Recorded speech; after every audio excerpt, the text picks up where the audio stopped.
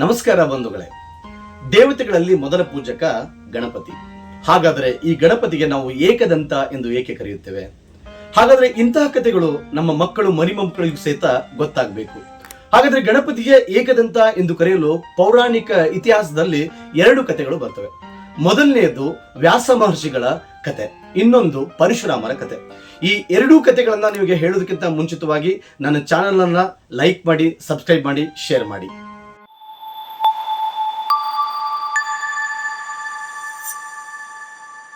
ಸ್ನೇಹಿತರೆ, ಗಣಪತಿಗೆ ಬಲದಂತದ ಕೋರೆ ಏಕೆ ಮುರಿದಿದೆ ಎಂಬುದಕ್ಕೆ ಈ ಪೌರಾಣಿಕ ಕಥೆಗಳಲ್ಲಿ ಮೊದಲನೇ ಕಥೆಯಾದಂತಹ ಮಹರ್ಷಿ ವ್ಯಾಸರ ಕತೆ ಪ್ರಮುಖವಾದದ್ದು. ವ್ಯಾಸ ಮುನಿಗಳು ಮಹಾಭಾರತವನ್ನ ಬರಿಬೇಕು ಎಂದು ವಿಚಾರ ಮಾಡಿದಂತಹ ಸಂದರ್ಭದಲ್ಲಿ, ಹಾಗಾದ್ರೆ ಈ ಮಹಾಭಾರತವನ್ನ ಬರೀಲಿಕ್ಕೆ ಯಾರು ಬೇಕು ಎಂದು ಸೂಕ್ತವಾದ ವ್ಯಕ್ತಿಯನ್ನ ಆಯ್ಕೆ ಮಾಡುವಂತಹ ಸಂದರ್ಭದಲ್ಲಿ ಅವರು ಗಣೇಶನನ್ನ ಆಯ್ಕೆ ಮಾಡ್ಕೋತಾರೆ. ಗಣೇಶನೇ ಇದಕ್ಕೆ ಸರಿಯಾದ ವ್ಯಕ್ತಿ, ನಾನು ಮಹಾಭಾರತವನ್ನು ಹೇಳ್ತಾ ಹೋದಂತೆ ಅವರು ಬರೀತಾರೆ ಎಂದು ವಿಚಾರ ಮಾಡಿದಂತಹ ವ್ಯಾಸ ಮಹರ್ಷಿಗಳು ಈ ಕೈಲಾಸ ಪರ್ವತಕ್ಕೆ ಗಣೇಶನನ್ನ ಭೇಟಿಯಾಗಲಿಕ್ಕೆ ಹೋಗ್ತಾರೆ. ಕೈಲಾಸ ಪರ್ವತಕ್ಕೆ ಹೋಗಿ ಗಣೇಶನನ್ನು ಭೇಟಿಯಾಗಿ, ನಾನು ಮಹಾಭಾರತದ ಕಾವ್ಯವನ್ನು ರಚನೆ ಮಾಡಬೇಕಾಗಿದೆ, ಸೊ ನೀವು ಇದನ್ನು ನಿರರ್ಗಳವಾಗಿ ಬರಿಬೇಕು ಎಂದು ಗಣೇಶನನ್ನ ಕೇಳಿಕೊಂಡಾಗ ಗಣೇಶ ಇದಕ್ಕೆ ಒಪ್ಪಿಕೊಳ್ತಾನೆ. ಆದರೆ ಗಣೇಶರು ಕೂಡ ಒಂದು ಷರತ್ತನ್ನು ಹಾಕ್ತಾರೆ.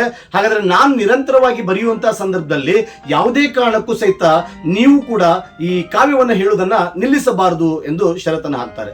ಇಬ್ಬರ ಒಪ್ಪಂದದ ಮೇಲೆಗೆ ಅನೇಕ ದಿನಗಳ ಕಾಲ ಲೋಹದ ಪೆನ್ನಿನಲ್ಲಿ ಗಣೇಶನು ಈ ಕಥೆಯನ್ನ ಬರಿತಾ ಹೋಗ್ತಾ ಇರ್ತಾನೆ, ಮಹಾಭಾರತದ ಕಥೆಯನ್ನ. ಹೀಗೆ ಮಹಾಭಾರತ ಕಥೆಯನ್ನ ಬರೆಯುವಂತಹ ರಭಸದಲ್ಲಿ ಅವರು ಬಳಸ್ತಾ ಇರತಕ್ಕಂತಹ ಲೋಹದ ಪೆನ್ನು ಒಂದನ್ನ ಮುರಿದು ಹೋಗ್ತದೆ. ಆದರೆ ಇಲ್ಲಿ ವ್ಯಾಸ ಮಹರ್ಷಿಗಳ ಹೇಳುವಂತಹ ಕತೆ ಯಾವುದೇ ಕಾರಣಕ್ಕೂ ನಿಂತಿರೋದಿಲ್ಲ.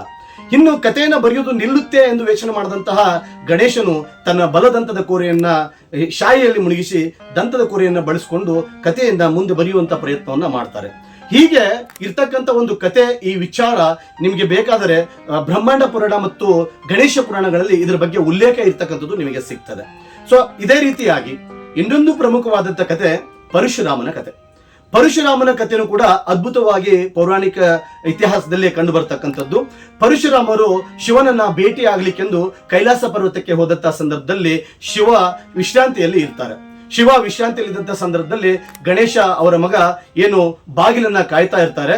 ಅದೇ ಬಾಗಿಲನ್ನ ಕಾಯುವಂತಹ ಸಂದರ್ಭದಲ್ಲಿ ಪರಶುರಾಮನು ಶಿವನನ್ನ ಭೇಟಿ ಆಗ್ಬೇಕು ಎಂದು ಹೇಳಿದಾಗ, ಇಲ್ಲ, ನನ್ನ ತಂದೆಯವರು ವಿಶ್ರಾಂತಿಯಲ್ಲಿದ್ದಾರೆ, ನಾವು ಅವರ ವಿಶ್ರಾಂತಿಯ ಭಂಗವಾಗ್ಲಿಕ್ಕೆ ನಾನು ಯಾವುದೇ ಕಾರಣಕ್ಕೂ ಬಿಡುವುದಿಲ್ಲ ಅಂತೇಳಿ ಪರಶುರಾಮನ ತಡೀತಾರೆ.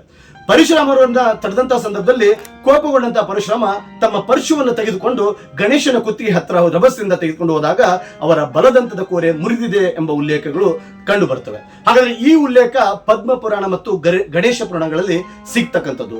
ಇವೆರಡೂ ಏನು ಕಥೆಗಳಿದಾವೆ, ಪೌರಾಣಿಕ ಕಥೆಗಳಿದಾವೆ. ಒಂದು ವ್ಯಾಸ ಮುನಿಗಳ ಕತೆ ಮತ್ತು ಇನ್ನೊಂದು ಪರಶುರಾಮನ ಕತೆ. ಇವೆರಡೂ ಕಥೆಗಳನ್ನು ಸಹಿತ ನಾವು ಅಲ್ಲಗಳೆಯುವಂತಿಲ್ಲ. ಎರಡೂ ಕಥೆಗಳನ್ನು ಸಹಿತ ನಾವು ಪ್ರಸ್ತಾಪಿಸ್ತಕ್ಕಂಥದನ್ನ ನಾವು ಬ್ರಹ್ಮಾಂಡ ಪುರಾಣ, ಗಣೇಶ ಪುರಾಣ ಮತ್ತು ಪದ್ಮ ಪುರಾಣಗಳಲ್ಲಿ ನೋಡ್ತಾ ಇದ್ದೇವೆ. ಸ್ನೇಹಿತರೆ, ಒಟ್ಟಾರೆಯಾಗಿ ಈ ಎರಡು ಪುರಾಣಗಳ ಕಾಲದಲ್ಲಿ ಬರ್ತಕ್ಕಂಥ ಕಥೆಗಳನ್ನ ನೋಡಿದಾಗ ನಮಗೆ ಮಹಾಭಾರತದಲ್ಲಿ ವ್ಯಾಸಮುನಿಗಳು ಬರೆದಂತಹ ಕಥೆಗಳಲ್ಲಿ ಉಲ್ಲೇಖ ಆಗಿರುವ ಹಾಗೆ ನಮಗೆ ಅದು ಜ್ಞಾನ ಮತ್ತು ತ್ಯಾಗದ ಒಂದು ಉಲ್ಲೇಖ ಆಗಿರ್ತಕ್ಕಂಥದ್ದು ಕಾಣ್ತದೆ. ಇನ್ನೊಂದು ಬಂದ್ಬಿಟ್ಟು ಪರಶುರಾಮನ ಕಥೆಯಲ್ಲಿ ಅಲ್ಲಿ ಧೈರ್ಯ ಮತ್ತು ಈ ಕ್ಷಮೆಯ ಒಂದು ಪ್ರತೀಕವಾಗಿ ಈ ಕಥೆ ಕಂಡು ಬರ್ತದೆ. ಹಾಗಾಗಿ ಇವೆರಡೂ ಕಥೆಗಳು ಸಹಿತ ಶ್ರೇಷ್ಠವಾದವು. ಹಾಗಾಗಿ ಗಣೇಶನ ಬಲದಂತ ಕೋರೆ ಮುರಿದಿದ್ದು ಏಕೆ ಎಂಬುದಕ್ಕೆ ಇವೆರಡೂ ಕಥೆಗಳ ಉಲ್ಲೇಖ ಇರುವಂತದ್ದು ಇತಿಹಾಸದಲ್ಲಿ ಇದೆ.